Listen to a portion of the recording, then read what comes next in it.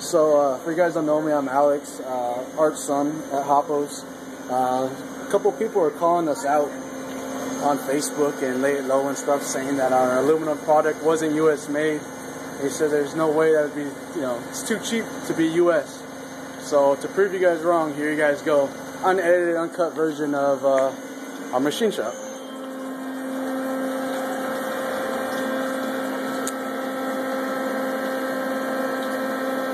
And Art's gonna check it out right now. You'll see him. He's all.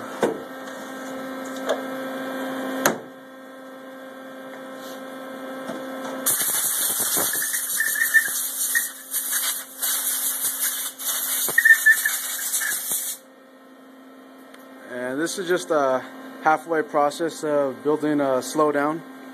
All US, not China. And there you go.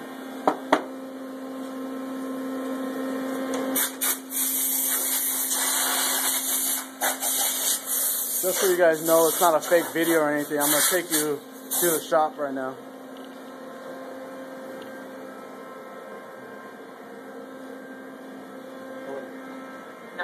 There's Mike Tippett's pinstriping a couple frames right now.